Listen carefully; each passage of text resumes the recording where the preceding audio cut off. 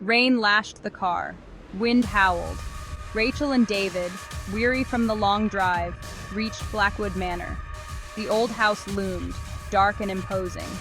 "It's creepy," David muttered, his voice tight. Rachel tried to sound brave. "It's just an old house." The heavy oak door creaked open.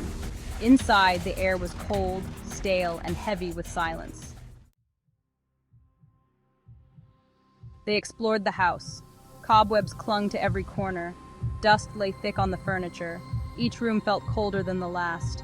David shivered. "Do you hear that?" A faint whisper seemed to drift down the hallway. Rachel shook her head, her heart pounding.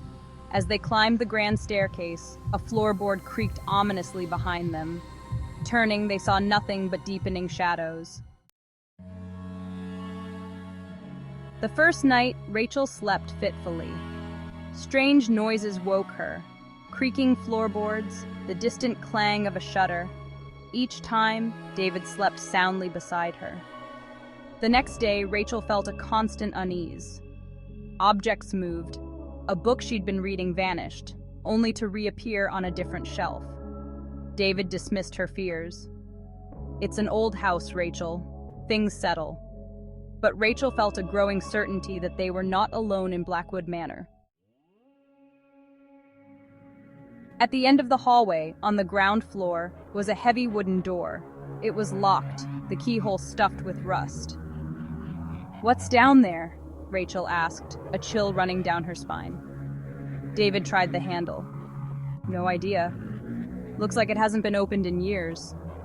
Rachel couldn't shake the feeling that something was concealed behind that door, something dark and sinister. That night, Rachel's dreams were plagued by a woman in a long white dress. Her face was obscured, but her voice was a mournful whisper, echoing through the corridors of the house. The next morning, exploring the attic, Rachel stumbled upon a trunk, tucked away in a dusty corner.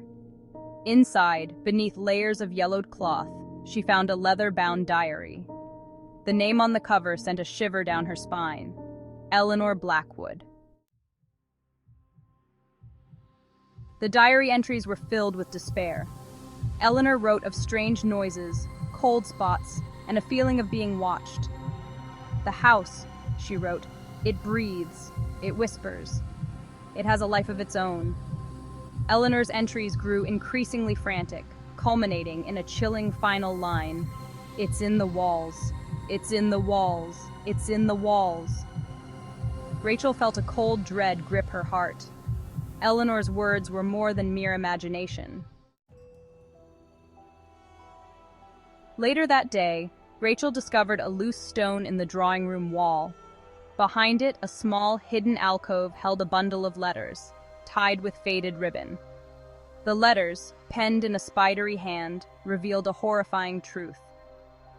Eleanor Blackwood had been driven to madness by the house, convinced that an evil presence dwelled within its walls. Her family, dismissing her claims as hysteria, had her confined to the attic where she eventually died. That night, a storm raged outside, mirroring the terror that gripped Rachel's heart. David, finally acknowledging her fear, tried to comfort her. But his words were cut short by a blood-curdling scream. It came from the hallway, echoing through the silent house. "Rachel?" David's voice was tight with fear. They crept out of their room and into the darkness, the only light coming from the flashes of lightning illuminating the hallway through the windows. As they stood frozen in the hallway, the basement door creaked open. A cold wind rushed out, extinguishing the candles they carried and plunging them into darkness. Then they saw it. A figure, tall and gaunt, emerged from the basement. Its eyes glowed an eerie red in the darkness. The figure took a step toward them, and Rachel knew, with chilling certainty, that it was the embodiment of all the evil that Blackwood Manor held. With a gasp of terror, Rachel and David turned and ran.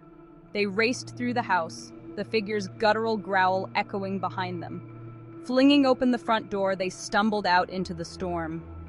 Rain lashed at them as they scrambled into their car and sped away from Blackwood Manor, not daring to look back. As they drove through the night, the image of the figure, its red eyes burning in the darkness, was seared into their minds. Rachel and David never returned to Blackwood Manor, but the terror of that night stayed with them, a haunting reminder of the evil that lurks in the shadows.